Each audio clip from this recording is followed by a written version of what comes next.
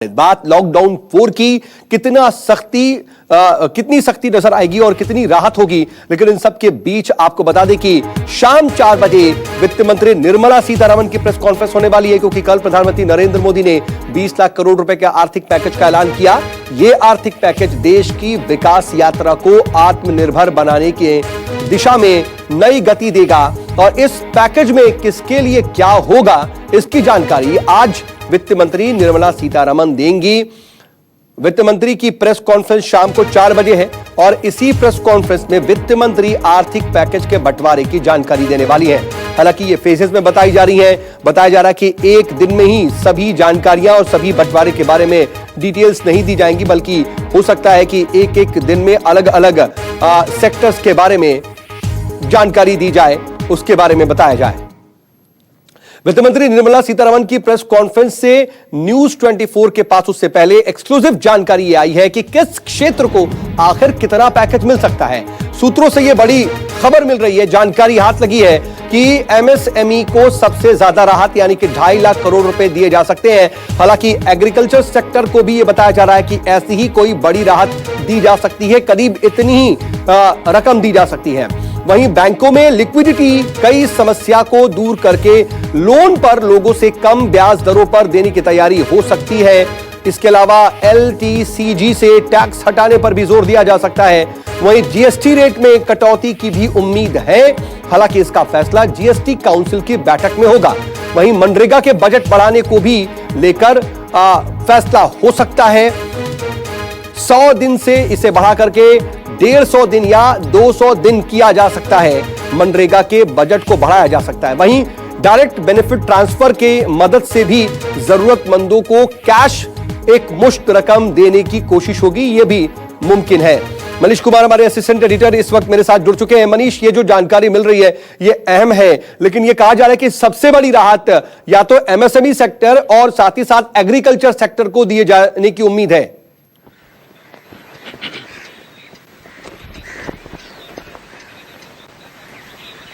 बिल्कुल सौ। तो आज जब वित्त मंत्री प्रेस कॉन्फ्रेंस 4 बजे करेंगी तो सबसे ज्यादा ध्यान जो है फोकस एमएसएमईज पे होगा। आज का जो प्रेस कॉन्फ्रेंस है बहुत ज्यादा उम्मीद ये की जा रही है, माना जा रहा है कि एमएसएमईज पे फोकस होगा।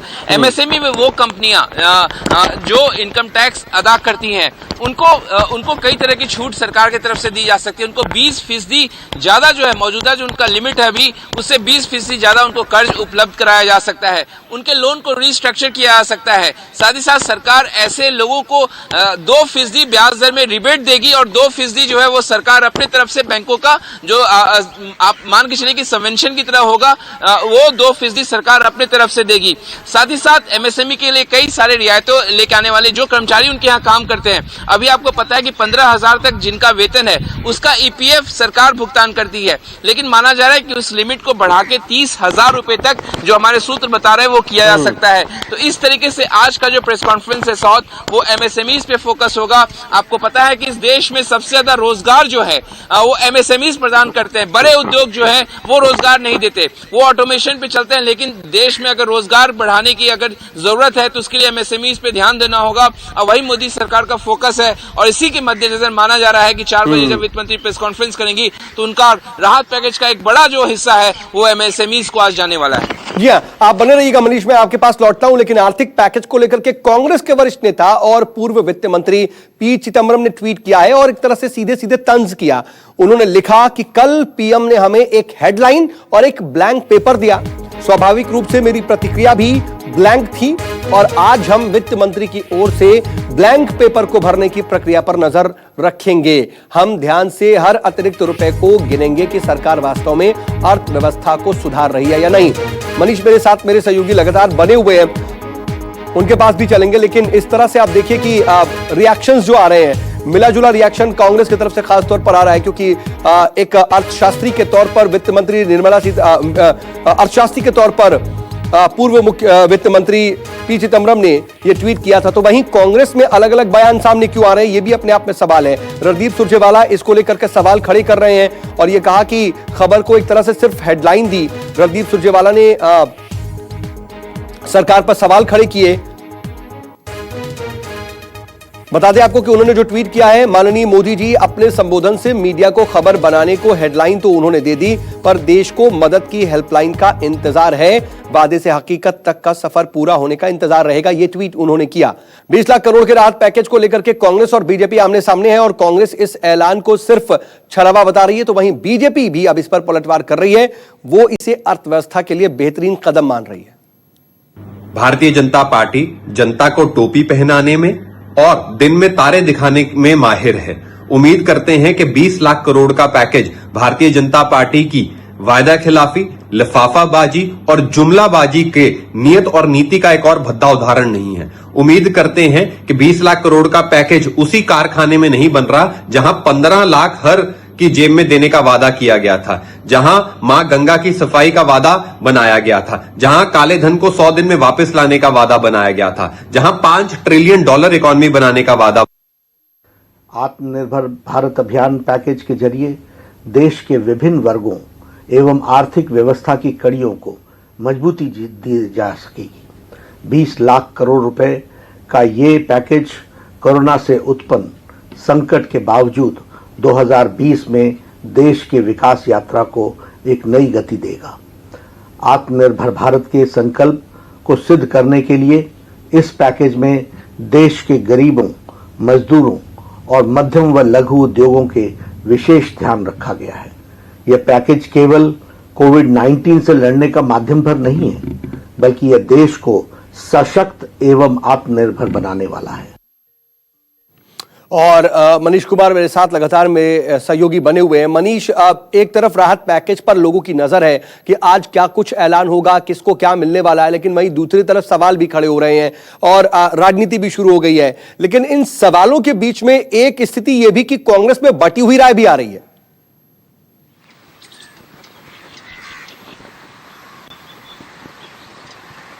बिल्कुल, देखिए मिलिंद देवरा ने इसका वेलकम किया। मनीष, मैं माफी के साथ मनीष मैं रोक रहा हूं, इसका जवाब मैं आपसे लूंगा, लेकिन इस वक्त खुद कांग्रेस के नेता रोहन गुप्ता मेरे साथ जुड़ गए। जरा उन्हीं से इस सवाल का जवाब लेते हैं। रोहन जी, बहुत स्वागत आपका न्यूज़ 24 पर।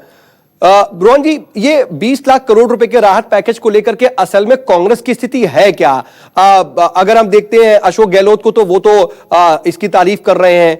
आज वित्त मंत्री निर्मला सीतारमण क्या कुछ उस पर बंटवारा करेंगी, उस पर उनकी नजर है। लेकिन रणदीप सुरजेवाला हो गए, जयवीर शेरगिल हो गए या फिर मनीष तिवारी हो गए, ये खड़े कर रहे हैं सवाल। चिदम्बरम जी ने भी सवाल खड़े किए। असल में स्टैंड क्या है? देखिए, स्टैंड सबका एक ही है कि अगर देश के सामने प्रधानमंत्री जी आते हैं, पहली बात तो हम लोग अभी कोरोना महामारी के बीच में है। 50 दिन लॉकडाउन के जब हुए हैं तब प्रधानमंत्री से अपेक्षा थी कि देश को बताए कि 50 दिन में क्या हुआ, हम कैसे इस महामारी से बाहर निकलेंगे, पहली बात। दूसरी बात जो सबसे इंपॉर्टेंट थी कि मजदूरों का जो हाल हो रहा है हम लोग नहीं देख पा रहे हैं, उसके लिए क्या ठोस योजना है। और तीसरी जो राहत पैकेज की बात की, पूरा देश खुश होता अगर प्रधानमंत्री जी हर बार की तरह अगर उसकी डिटेल कल ही दे देते। जैसे उन्होंने एक हेडलाइन दे दी, फिर छोड़ दिया वित्त मंत्री पे। हर जाहिरात हमने देखा है कि पास में प्रधानमंत्री जी ने की है। तो कांग्रेस यही कहना चाह रही है कि अगर आप भूतकाल में देखें, जब लाल किले से हमारे प्रधानमंत्री जी ने 1 साल पहले बोला था कि मैं 100 लाख करोड़ देश के लिए खर्च करूंगा, आप और मैं दोनों जानते कि अगर उसका 10% भी खर्च हुआ होता तो आज हमारा देश कहां पे चला गया होता। कल प्रधानमंत्री जी ने कहा कि 20 लाख करोड़ हम लोग पैकेज देंगे, जो 10% है हमारी अर्थतंत्र का। आज उन्होंने ही मान लिया कि हमारा अर्थतंत्र 2 ट्रिलियन का है। हमारा सिर्फ कांग्रेस पार्टी का यही कहना है कि ये समय है, लोगों के जो घाव है उसमें लोगों को सपोर्ट कीजिए। आपको जितनी जाहिरात करनी है कीजिए, पर जो आप बोलते हैं वो सही में वो होना चाहिए, वो जुमला ना हो। हम प्रधानमंत्री के साथ हैं। हम चाहेंगे कि हमारे छोटे उद्योगपतियों, हमारे मजदूरों हो, सबको सपोर्ट मिले। सब लोग बहुत बुरी परिस्थिति में, कोशिश वही तो हो रही है ना फिर रोहन जी। आखिर सबको मजबूती देने के लिए, राहत देने के लिए तो इस पैकेज का ऐलान है। अब क्या आपको लगता है कि कल प्रधानमंत्री नरेंद्र मोदी ने जब इसका संबोधन किया तो उस वक्त ही सारी डिटेल आ जानी चाहिए थी? क्या इतना बड़ा राहत पैकेज है या इतनी बड़ी क्राइसिस से गुजर रहा है देश, तो अब एक एक करके फेज वाइज अगर डिटेल आएगी और अगर उसको एक एक करके बंटवारा बताया जाएगा तो उसमें दिक्कत क्या है? देखिए, जब पूरा देश आज आईसीयू का जो जिस प्रकार से परिस्थिति, वैसे पूरा देश आईसीयू में चला गया है, तब मुझे लगता है कि आप ये बोलेंगे कि फेज वाइज आप देश को बताइए, दिल खोल के बताइए कि हम लोग ये कर रहे हैं, छोटे उद्योगपतियों के लिए हम ये कर रहे हैं, किसानों के लिए हम ये कर रहे हैं, मजदूरों के लिए ये कर रहे हैं। अब आप कभी कहते हैं कि बिना प्लानिंग के काम हो रहा है, कभी आप कहते हैं कि सरकार के पास रोड मैप नहीं है।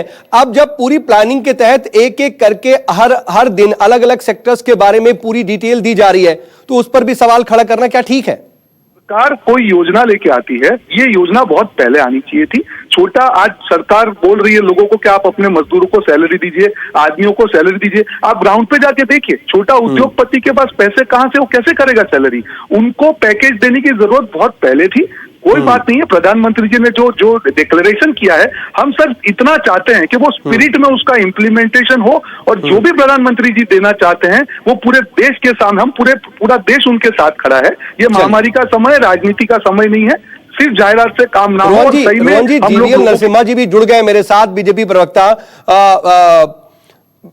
जीवीएल, आपसे समझना चाहेंगे कि देखिए कांग्रेस सवाल खड़े कर रही है, आखिर क्या जरूरत थी प्रधानमंत्री नरेंद्र मोदी को कल आकर के 20 लाख करोड़ रुपए के राहत पैकेज का ऐलान करने की, जब पूरी डिटेल वित्त मंत्री को देनी थी? तो ये सवाल हो रहा है।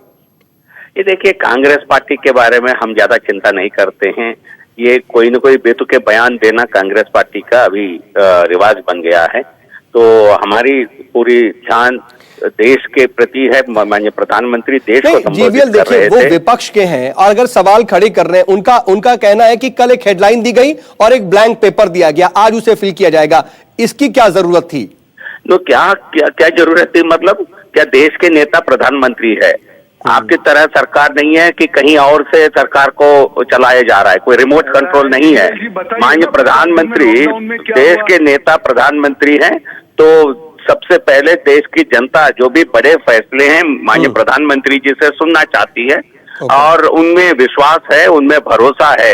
ये कांग्रेस तो इसीलिए कल पीएम ने ये ऐलान किया। लेकिन जीवीएल, आपसे एक चीज और समझना चाहेंगे, और रोहन गुप्ता भी यही कह रहे थे, और बाकी कई जगह से इस तरह की राय आ भी रही है कि कई चीजों की उम्मीद थी। एक तो जो तमाम मजदूर हैं, रोहन गुप्ता ये पूछ रहे हैं कि मजदूरों के लिए क्या किया गया, उनको राहत पहुंचाने के लिए क्या किया गया, इसके बारे में क्यों नहीं बोला, और 50 दिन में अब तक क्या किया गया, इसकी जानकारी क्यों नहीं दी? अब देखिए, सबसे पहले सबसे मुझे लगता है इससे कांग्रेस पार्टी को शॉक लगा है। और कांग्रेस पार्टी एक तरह से कांग्रेस पार्टी पहले से आईसीयू में चल रही है, और जिस प्रकार के बड़े विस्तार से जो पैकेज प्रधानमंत्री जी घोषणा कर रहे हैं, इसको देखकर कांग्रेस पार्टी तिल मिला गई है।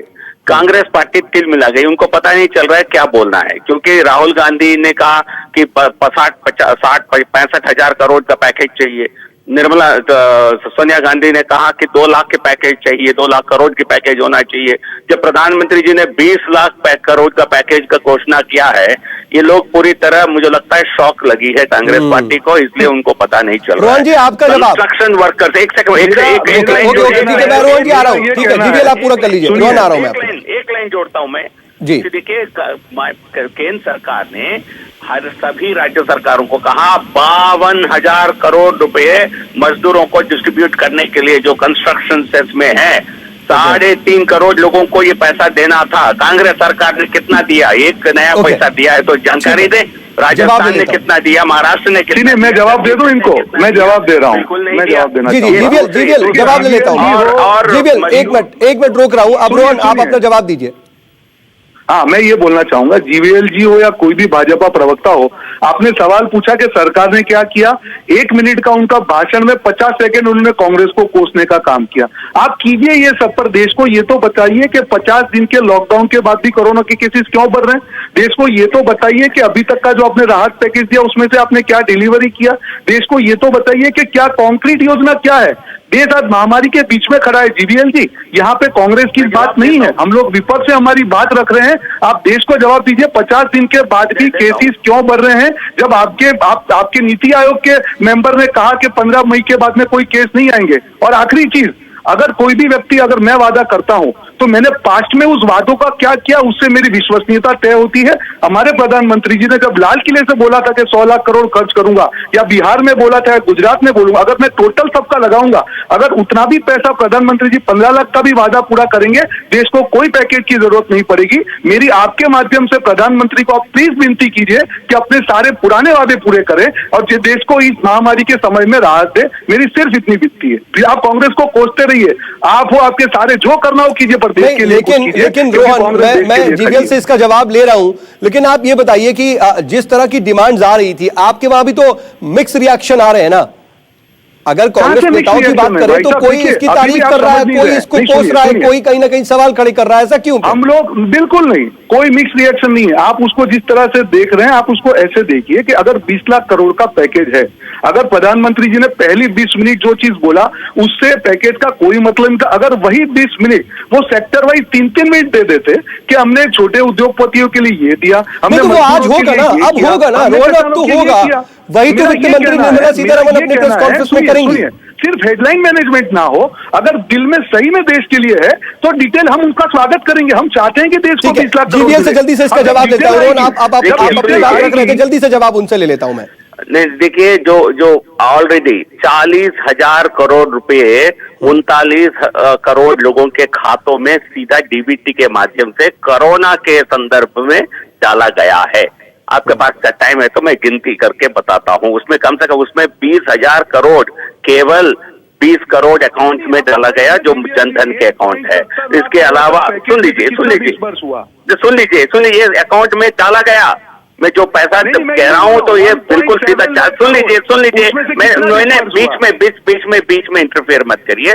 आपने पूछा क्या डाला गया, जल्दी से आप अपना जवाब दीजिए, इसके अलावा 80 करोड़ लोगों को 50 केजी राइस या चावल, राइस या गेहूं या जो उनको चाहिए वो दिया गया।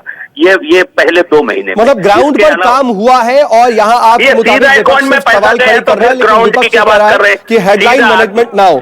सर माफी के साथ रोक रहा हूं आप दोनों को, मेरे पास समय बस इतना ही आप दोनों के लिए। आप दोनों मेरे साथ जुड़े इसके लिए आपका बहुत बहुत शुक्रिया। कुल मिलाकर के आप इस पूरी महामारी वाली स्थिति में भी, कोरोना काल में भी राजनीति जमकर हो रही है, लेकिन ठीक है, विपक्ष अपना सवाल खड़े करना चाहता है और सवाल खड़ा कर रहा है, अपना धर्म निभा रहा है, तो सरकार भी अपनी तरफ से उसका जवाब दे रही है। इन सबके बीच आर्थिक पैकेज को लेकर के पीएम आवास पर इस वक्त बैठक हो रही है। जी हां, ये बड़ी खबर कि पीएम आवास पर इस वक्त आर्थिक पैकेज को लेकर के बड़ी बैठक हो रही है।